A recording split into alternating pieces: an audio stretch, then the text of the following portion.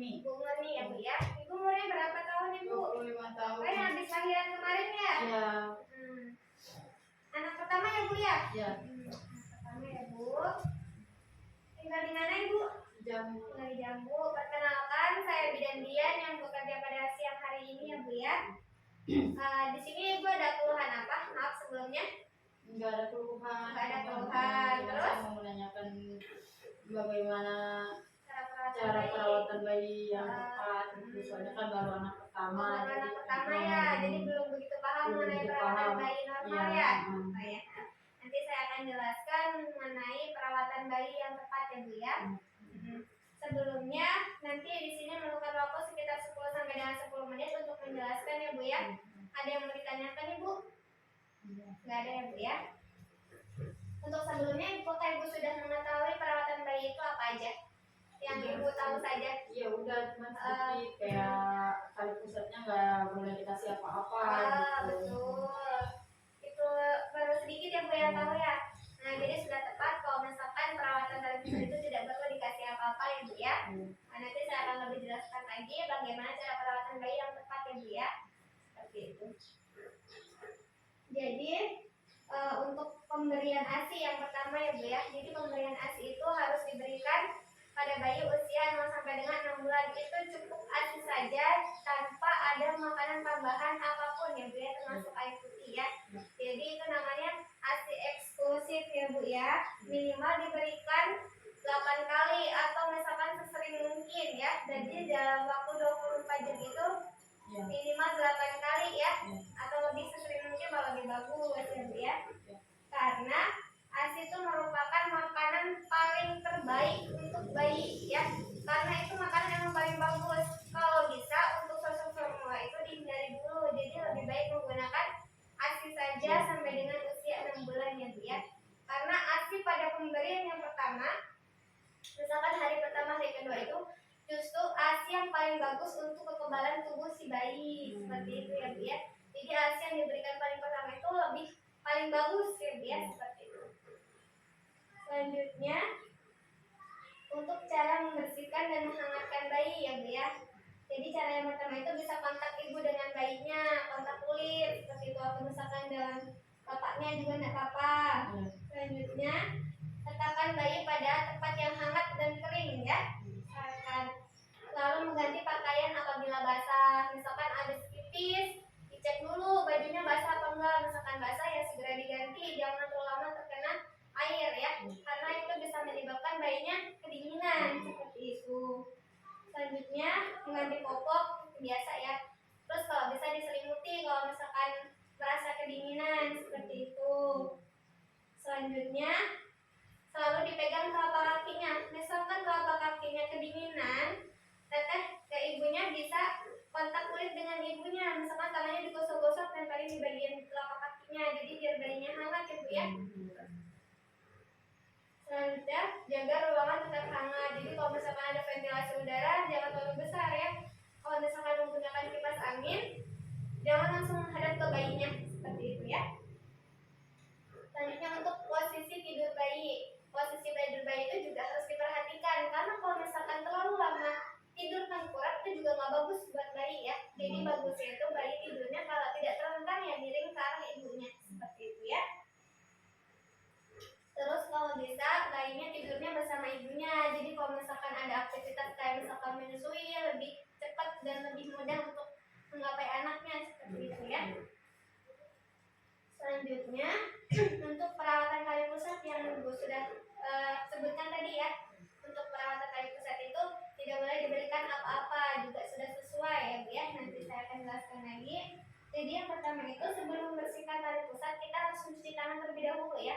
Setelah dan sesudah sebelum dan sesudah melakukan perawatan tali pusat ya Bu ya. Harus cuci tangan terlebih dahulu. Selanjutnya jangan membungkus atau memberikan apapun termasuk alkohol dan bedarin kepada bagian tali pusatnya ya. Terus lipat popok kalau bisa di bagian bawah tali pusatnya. Selanjutnya luka tali pusat jangan diberikan apapun ya. Jadi usahakan tetap kering.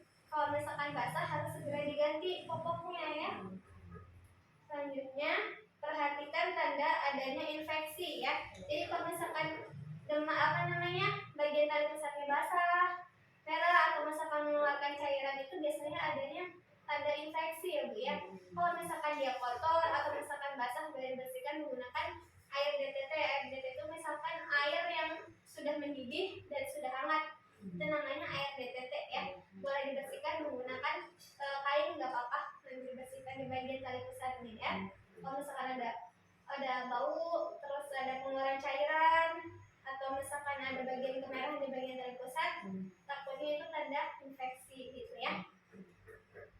Selanjutnya selalu mengecek suhu badan bayinya. Kalau misalkan emang tidak ada termometer, jadi kalau misalkan udah punya anak bayi itu diusahakan harus punya termometer ya.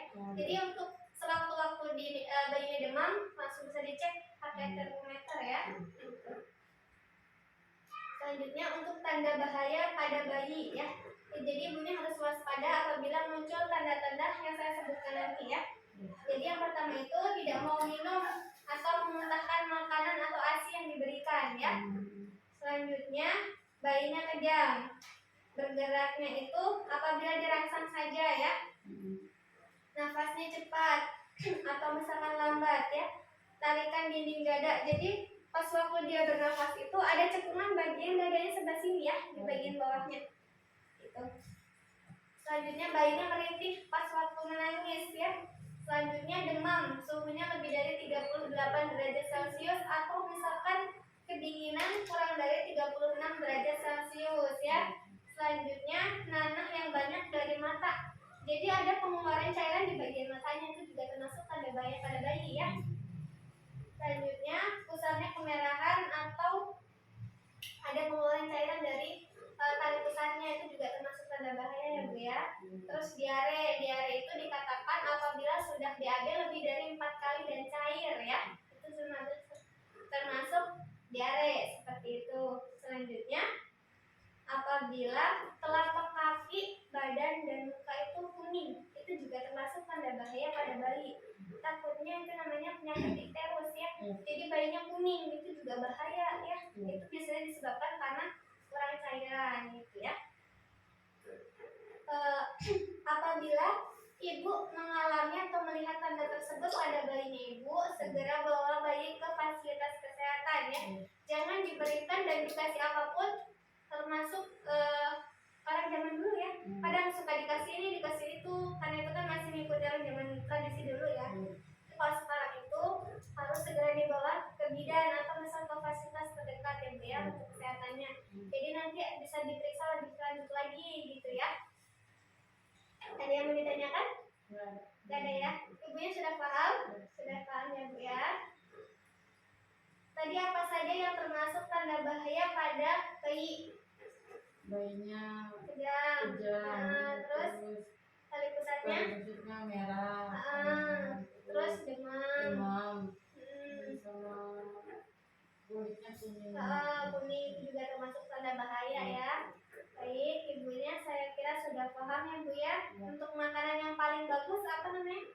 ASI. Itu diberikan sampai bayi usia 0 sampai 6 bulan. Cukup ASI saja tanpa adanya makan tambahan lainnya ya Bu ya. Jadi cukup ASI saja. Terus minimal memberikan sehari berapa kali? 8 kali ya. Bagus, saya kira ibunya sudah paham mengenai perawatan bayi normal ya. Nanti bisa diterapkan di rumah, atau misalkan ibunya ada yang tidak tahu, bingung mau nanya siapa ya, nanya tetangga, simpang siur nih pertanyaannya, jawabannya nggak apa-apa ya, mau bidannya aja atau misalkan langsung ke sini juga nggak apa-apa ya. Saya kira ibunya sudah paham. Nanti bisa tunggu obatnya di bagian depan ya Bu ya, untuk vitamin ibunya ya. Biar asinya lebih banyak lagi ya. Ada yang ditanyakan lagi? Nggak ada ya. Saya terima kasih untuk waktunya, Ibu sudah sangat kooperatif sekali dan sudah mau belajar mengenai